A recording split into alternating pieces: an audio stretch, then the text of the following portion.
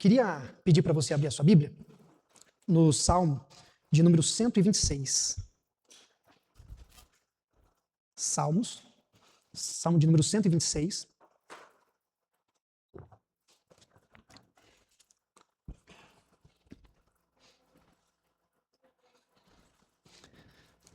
Diz assim a palavra do Senhor: quando o Senhor restaurou a nossa sorte, ficamos como quem sonha. Então a nossa boca se encheu de riso e a nossa língua de júbilo. Entre as nações se dizia: grandes coisas tem feito o Senhor por eles. Com efeito, grandes coisas tem feito o Senhor por nós e por isso estamos alegres. Restaura, Senhor, a nossa sorte, como as torrentes do Neguebe. Os que com lágrimas semeiam, com júbilo ceifarão. Quem sai andando e chorando enquanto semeia, voltará com júbilo, trazendo seus feixes. Amém. Até aí. Senhor, muito obrigado, Pai, pela Tua palavra, que é viva e eficaz. Nós pedimos mais uma vez que o Senhor, por meio do Seu Santo Espírito, venha falar a cada um dos nossos corações, conforme a Sua boa, perfeita e agradável vontade. Em nome de Jesus Cristo nós oramos. Amém. Amém.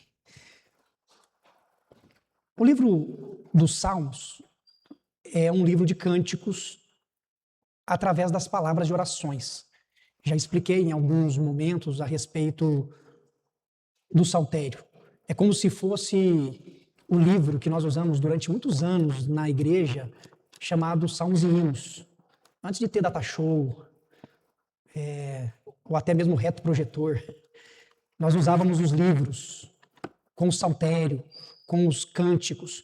Posteriormente, inclusive, a Igreja Presbiteriana Independente deixou de usar os salmos e hinos e compôs o Cantar Todos os Povos. O livro dos Salmos se tornou o compêndio de vários textos elaborados por pessoas, por indivíduos e até pela comunidade como um todo, daquilo que eles vivenciavam.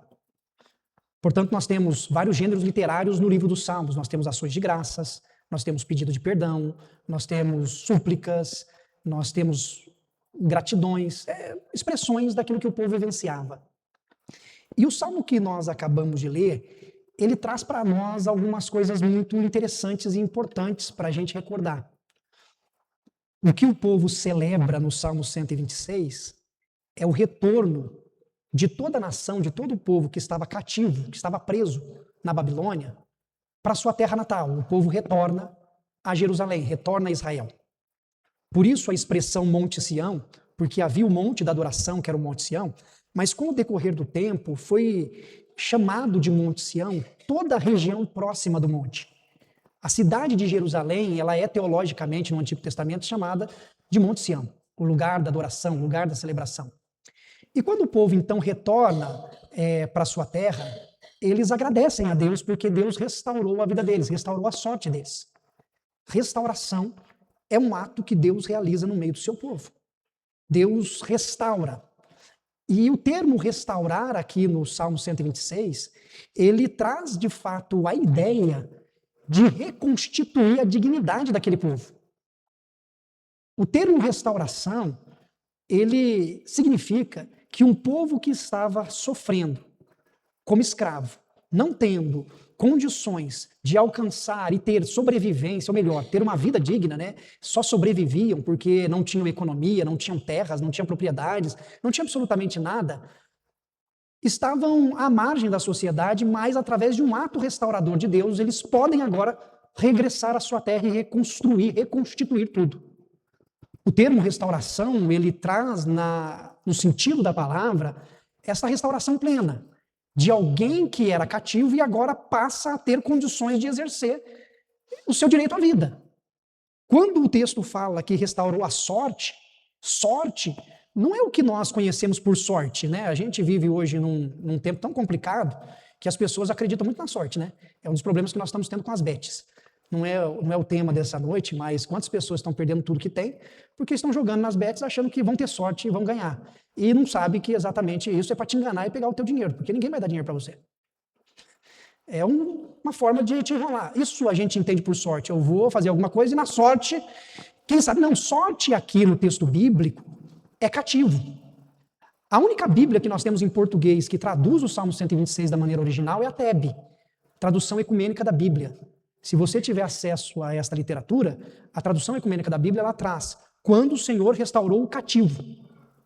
Por quê? A sorte aqui, que é o termo cativo, é o povo dizendo o seguinte: o Senhor nos tirou da condição de escravos e está nos dando uma condição de liberdade.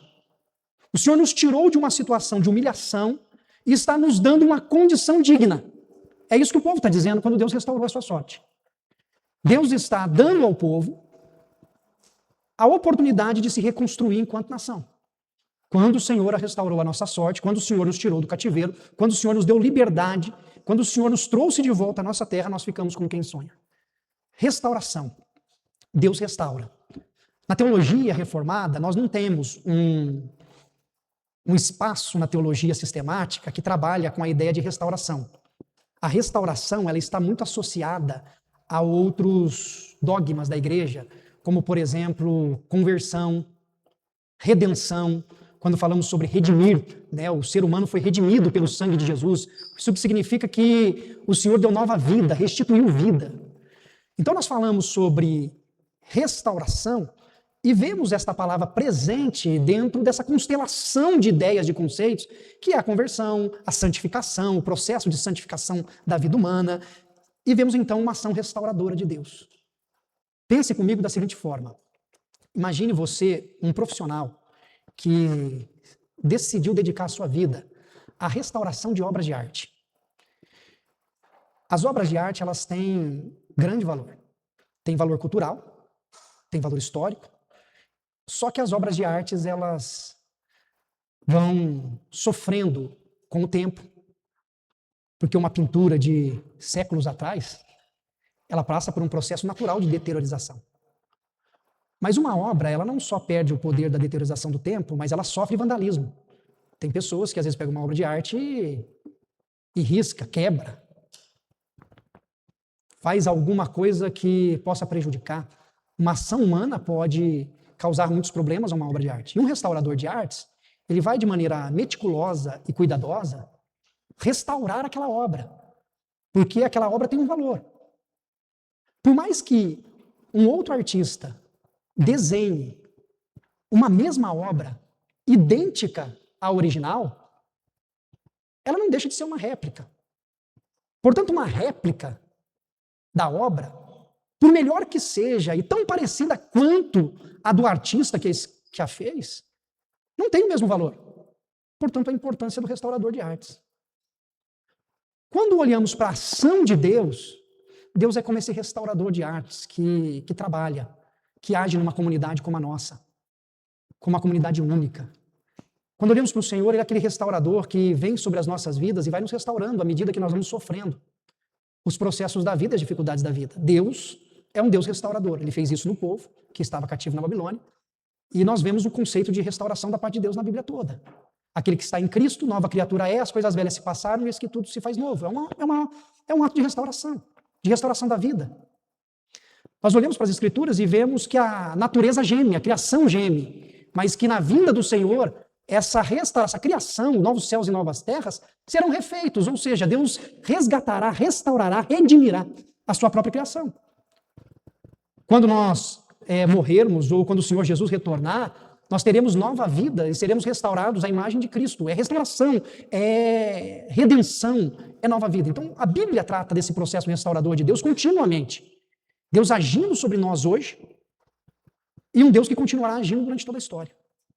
Portanto, quando o povo celebra Deus aqui, eu vejo algumas coisas importantes às quais nós precisamos pedir para que o Espírito de Deus nos ajude a compreender. Uma das afirmações, e a principal afirmação que eu quero fazer para você nessa noite, porque diante da fala a gente tem dificuldade de guardar tudo, mas guarda uma frase: Deus restaura todas as coisas. Deus restaura todas as coisas.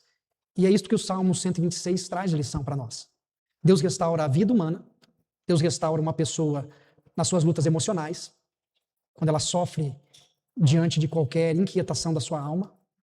Deus restaura a nossa vida espiritual, quando estamos abatidos, distantes de uma comunhão com Deus, ou estamos sofrendo em relação à nossa vida espiritual. Deus trabalha e restaura a espiritualidade.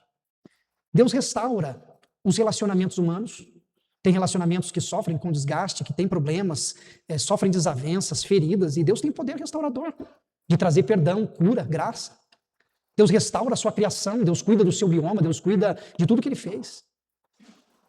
Deus é um Deus restaurador. E quando o povo aqui no Salmo 126 está declarando isso, ele está dizendo que crê num Deus que restaurou a vida deles, que os tirou de uma condição de escravatura, e lhes deu liberdade, e um Deus que pode também abençoá-los no tempo presente. O Salmo 126, ele tem 2 estrofes. É um hino, lembra? É um canto. Na primeira estrofe, eles estão falando sobre o que aconteceu com eles quando eles estavam no exílio. Quando nós estávamos lá na Babilônia, o Senhor restaurou a nossa sorte e nos trouxe de volta para a nossa terra. Entre no meio dos povos, das nações vizinhas, todo mundo declarou, olha quantas coisas boas, grandes o Senhor tem feito por eles. De fato, Deus tem feito muita coisa por nós e a gente está alegre. É a primeira parte da estrofe. Eles se recordando da Babilônia, quando Deus os libertou de lá. A segunda estrofe é eles já na Babilônia, já na terra de Israel, em Jerusalém, pedindo para que Deus os abençoe e os restaure de novo. Senhor, restaura a nossa sorte como as torrentes no Negueb. Assim como o Senhor nos restaurou quando estávamos na Babilônia, nos ajude agora no tempo presente e nos restaure também aqui na nossa terra. É o povo celebrando a Deus e reconhecendo que Deus pode os abençoar e os restaurar.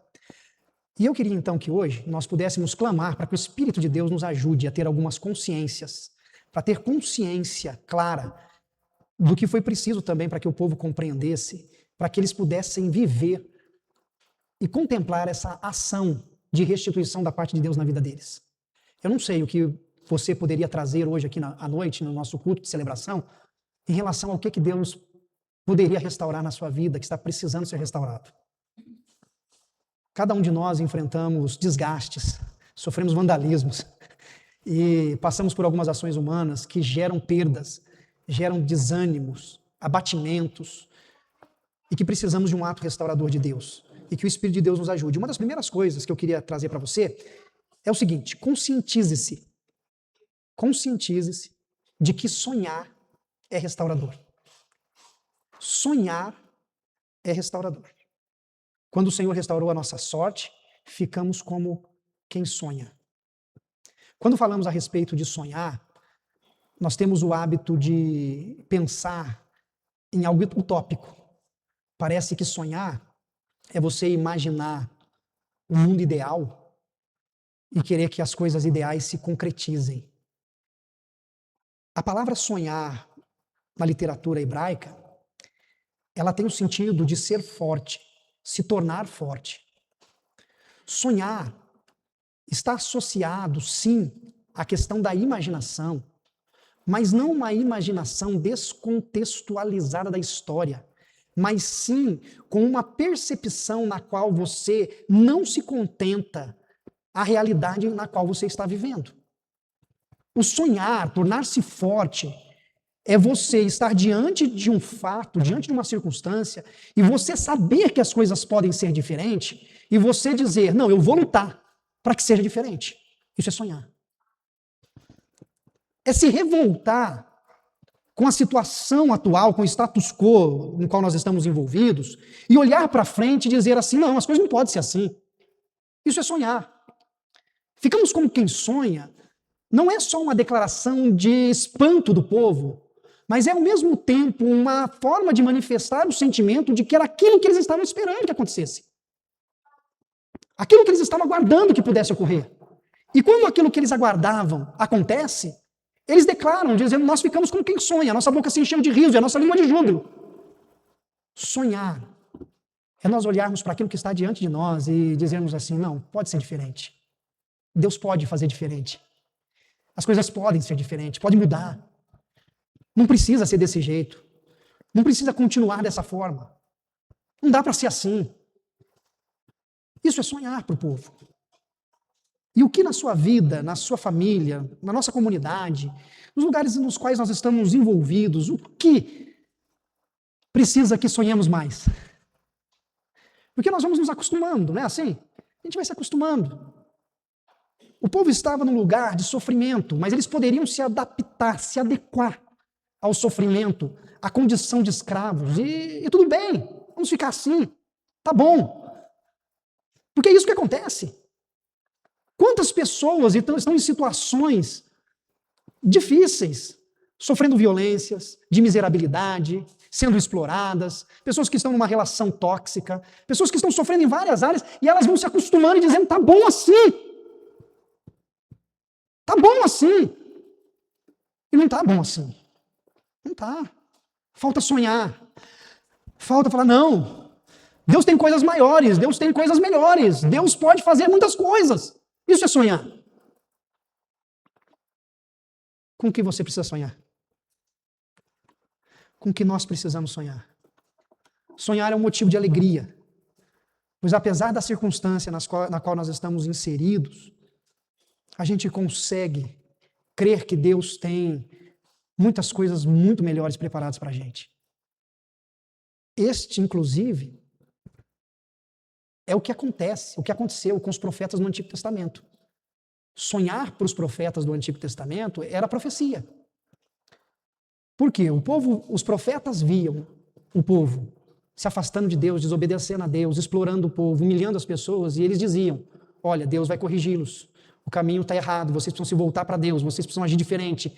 Eles olhavam para a situação e eles davam uma profecia, uma palavra. E essa palavra sempre era, do jeito que está, não pode ficar. Isso é sonhar. Só que a gente vai deixando. O que precisa de novos sonhos no seu coração? O que você precisa sonhar na sua casa? Um relacionamento melhor?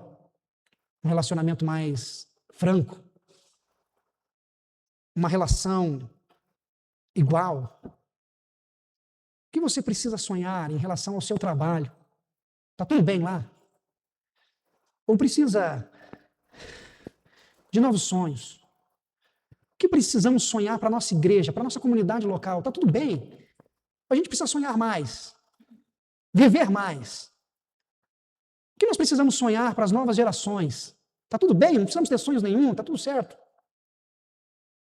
Quais são os sonhos? Quando nos conscientizamos de que sonhar é restaurador, de que a ação de Deus se manifesta num processo de restauração quando sonhamos, é algo que nos conduz a um novo momento e a uma nova forma de enxergar o que Deus está fazendo por meio do seu Santo Espírito. Um segundo ponto que eu queria que você tomasse consciência é que você se conscientizasse de que agradecer é restaurador. Se sonhar é restaurador, agradecer também é. Na continuidade do Salmo 126, depois que eles expressam a alegria, dizendo que a boca se encheu de riso, a língua de júbilo, eles dizem que as nações estavam declarando que grandes coisas o Senhor tinha feito por eles. E logo em seguida eles dizem assim, de fato, é verdade, grandes coisas o Senhor tem feito por nós e por isso estamos alegres. Essa expressão do povo é uma expressão de gratidão. Eles estão reconhecendo que Deus está abençoando eles. Mesmo depois de todo o sofrimento pelo qual eles passaram no cativeiro, eles estão agora reconhecendo que Deus está os abençoando. Por quê? Que é preciso aprendermos, nos conscientizar que a gente precisa agradecer.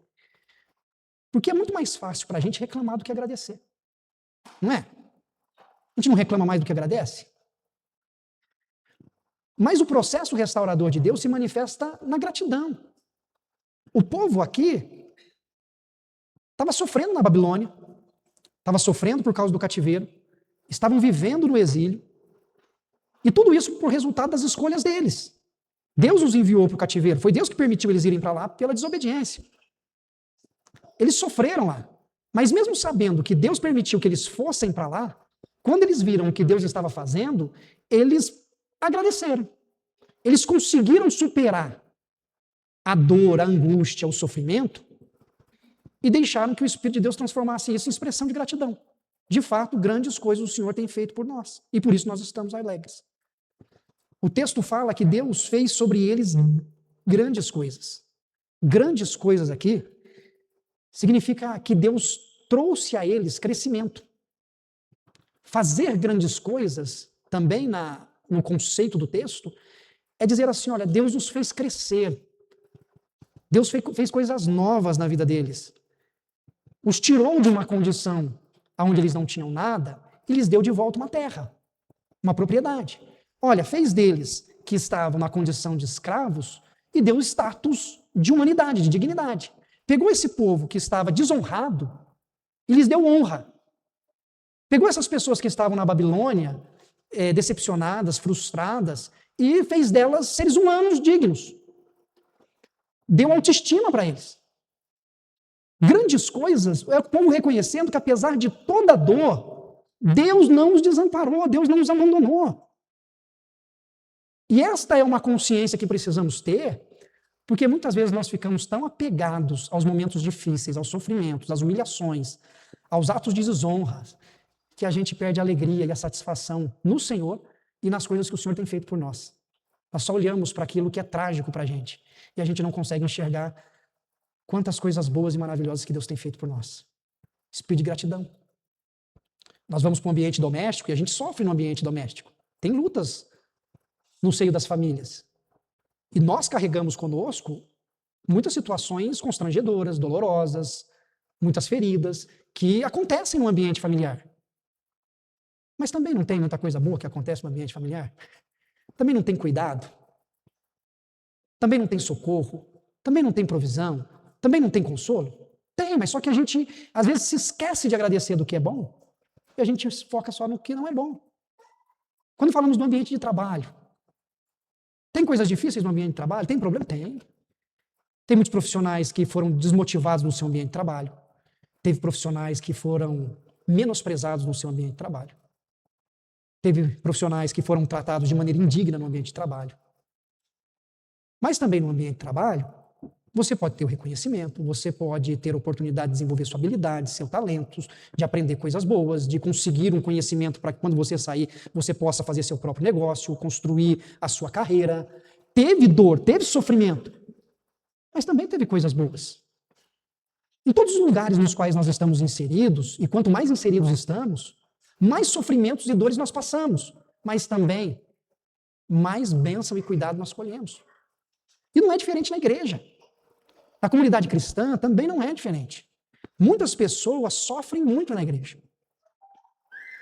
Talvez você conheça pessoas que abandonou a comunidade porque sofreu diante de uma injustiça, diante de uma fala que entendeu que foi agressiva, diante de um constrangimento pelo qual passou.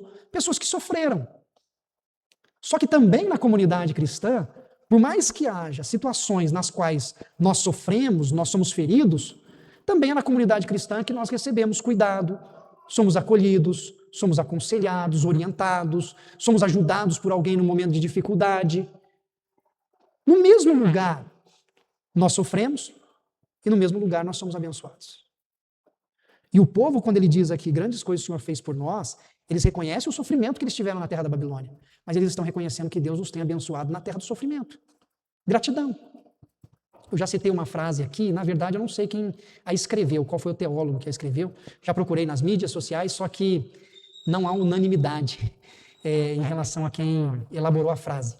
Mas a ideia do escritor é assim: Deus não usa um homem poderosamente antes de feri-lo profundamente.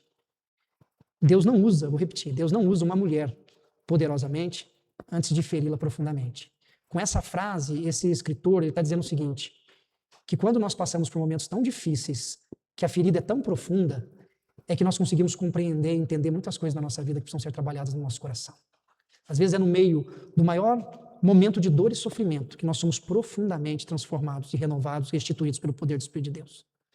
Às vezes é preciso a Babilônia, é preciso o exílio, para que nós sejamos transformados. A gente não gosta. Talvez você vai chegar um dia lá na glória eterna e vai falar assim, Senhor, eu não gostei do jeito que falaram comigo. Aí Deus vai falar assim, eu sei, mas eu deixei. Aí você vai falar assim, mas Deus, eu não gostei quando me trataram daquele jeito mas eu sei, mas você está precisando naquele momento. Fui eu que deixei também, fui eu. Aí você vai falar, mas meu Deus, aí Deus fala assim, olha, eu sei que foi difícil, mas naquele momento você está precisando. É Deus está agindo, Deus está mudando, por isso tenha um coração grato. Conscientize-se de que é importante desenvolvermos a gratidão. E por fim, conscientize-se de que prosseguir é restaurador. Prosseguir é restaurador. Na segunda estrofe do Salmo, o povo pede para que Deus o restaure. Agora, imagine assim, são duas cenas. O canto é um só. Mas no primeiro momento, o povo estava lembrando de quando eles estavam no cativeiro e Deus os restaurou. Agora, no mesmo salmo, eles estão na terra de Jerusalém e continuam cantando. Só que não está fácil. Por que não está fácil? Porque eles retornaram para Jerusalém. Mas quando eles chegaram em Jerusalém, eles encontraram terra arrasada. Quando eles chegaram em Jerusalém, os muros da cidade estavam destruídos. Quando eles voltaram para Jerusalém, as casas estavam no chão. Grande parte das casas haviam sido destruídas na invasão babilônica quando os levaram cativos. A terra não estava arada. Não tinha pessoas suficientes que ficaram em Jerusalém para cultivar a terra, para cuidar da terra. Então, quando eles retornam com alegria para a sua terra, mas quando eles chegam na terra, tem muito trabalho para ser feito, tem muito sofrimento. Eles tinham um muro para construir e tinham pessoas que queriam invadir. Eles tinham casa para levantar, não tinham lugares para se protegerem ainda, e vivia com o perigo de violência. Precisavam de recursos para reconstrução, conseguiram algumas coisas com o rei Ciro, que era o rei persa que dominou a Babilônia e os libertou para que pudessem retornar, mas tinha muitas outras coisas que ainda eram necessárias. Portanto, eles voltam, encontram toda essa situação e eles precisam fazer algo. Eles precisam prosseguir. E não é fácil prosseguir quando você volta para um lugar em que exige muito trabalho, um trabalho árduo. E um trabalho onde os resultados podem demandar tempo para aparecer. Não é fácil. O templo de Salomão tinha sido destruído, eles construíram um novo templo. Só que o templo de Salomão era um templo magnífico, estrondoso, suntuoso. Eles construíram um templo que eles tinham vergonha do templo, de tão pequeno, simples que era. Aí vem um profeta e diz, olha, a glória da segunda casa será maior do que a da primeira. Mas era um templo simples. E dizem os teólogos que, de fato, a profecia foi porque nesse templo simples foi onde Jesus Cristo, nosso Senhor, entrou. Não foi no templo de Salomão, que o Deus que se fez carne esteve presente. Então, sem dúvida nenhuma, a glória da segunda casa não se compara com a da primeira. E aí, então, o povo está lá trabalhando e sofrendo. Está construindo a casa, mas aí ele diz assim, poxa, eu estou levantando a casa, mas queria tanto que o papai estivesse comigo aqui em casa, mas o papai morreu na Babilônia. Não é fácil. Uma mulher preparando a mesa, dizendo, nossa, a mamãe ia gostar da mesa, mas a mamãe morreu na Babilônia. Não voltou para casa. Havia uma situação muito difícil ainda que o povo enfrentava. Terra seca. Por isso eles pedem a bênção da chuva, para que Deus possa mandar as torrentes do Negueb, porque quando chovia de maneira torrencial e a água descia, elas conseguiam encher os poços de água para que eles pudessem beber e poder cuidar da colheita. Eles reconhecem que precisam da bênção de Deus, mas eles têm que lidar com todo esse sofrimento. Por isso que eles dizem que os que saem semeando com lágrimas, voltaria com júbilo, ceifando. Eles estão dizendo assim, ó, tá difícil. Ô Senhor, estou lançando a semente aqui, mas a terra está seca. Estou reconstruindo o muro, mas eu queria que minha família estivesse comigo, e minha família sofreu, não estão todos aqui. Alguns morreram, outros ficaram na Babilônia ainda. Estamos em poucos aqui. Está doloroso, está difícil, está exaustivo, está cansativo. Mas eles não desistiam, eles continuavam, porque os que com lágrimas semeiam, com júbilo ceifarão. Era preciso continuar o processo, era preciso continuar. Mesmo que eles saíssem andando e chorando enquanto estivessem fazendo o trabalho, eles precisavam fazê-lo. E eles tinham a consciência de que eles voltariam com alegria e com muitos frutos que Deus lhes daria, porque Deus poderia e restaurou a vida deles. Era nisso que eles acreditavam. Portanto, nós também precisamos entender que a gente precisa continuar o processo e crer que Deus vai nos fazer colher, por mais difícil que seja, fazer o serviço da semeadura. O que precisamos semear? O que você precisa semear na sua casa, por mais difícil que seja?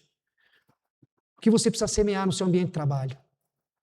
O que nós precisamos semear na nossa comunidade, na nossa igreja? O que nós precisamos semear para colhermos? Às vezes não é fácil semear. Encontramos pessoas muitas vezes cansadas. No ambiente religioso isso é muito comum. O burnout religioso é muito forte hoje. Por quê? Que o burnout religioso ele é muito grande? Porque nas comunidades cristãs cristãs, não vou nem dizer só nas evangélicas, porque é no catolicismo também. As pessoas que se envolvem, que trabalham, que ajudam, que servem, é muito pequena. Isso sobrecarrega. Às vezes a pessoa que canta é a pessoa que tem que cuidar das crianças, que tem que fazer a visita, que tem que acumular 10 funções. 10 funções da comunidade, ainda mais depois o trabalho secular, no dia a dia, os compromissos familiares, é cansativo. O processo é lento, o processo é moroso, porque gera um desgaste. E nós encontramos isso muitas vezes, e as pessoas vão lutando, vão sofrendo. Então, o que eu queria dizer, para você que às vezes tem dificuldade de se envolver, envolva-se. Saiba que Deus lhe deu um dom, uma habilidade, uma capacidade, que sem dúvida Ele usará você para a glória do nome dEle. E para quem está cansado, saiba que no Senhor o seu trabalho não é vão. O Senhor há de renovar, restaurar, restituir as suas forças, lhe trazer ânimo para prosseguir. Que nós possamos continuar semeando, e tendo a plena certeza que no tempo do Senhor nós voltaremos trazendo os nossos feixes com alegria. E nós vamos dizer que Deus fez infinitamente mais do que tudo quanto pedimos ou pensamos. E por fim, lembra da comparação com o restaurador de obras, do restaurador de artes? Deus, Ele restaura as nossas vidas. Mas a imagem que Deus está restaurando em nós não é a imagem da nossa melhor versão, de como nós achamos que somos melhores, que podemos produzir mais, render mais, alcançar mais. A imagem que Deus está restituindo, restaurando em nós, é a imagem de Jesus Cristo, nosso Senhor. É essa a originalidade da obra para a qual o Senhor nos formou. Quando o livro do Gênesis relata a criação da humanidade, diz lá que Deus os criou à sua imagem e à sua semelhança. E nós, lamentavelmente, perdemos isso por causa do nosso pecado. Mas isso é restaurado, restituído em nós através da morte vicária de Jesus Cristo na cruz do Calvário. E aí, então, Deus, por meio de sua graça, vai trabalhando em nós, moldando as nossas vidas, restaurando as nossas vidas, até que alcancemos, e vou usar aqui a expressão paulina, a estatura de varão perfeito em Cristo Jesus. Até que alcancemos a estatura de humano perfeito, conforme Cristo Jesus. Que Deus possa restaurar isso em nós. E que nós possamos prosseguir sonhando, agradecendo e prosseguindo para a glória de Deus. Amém?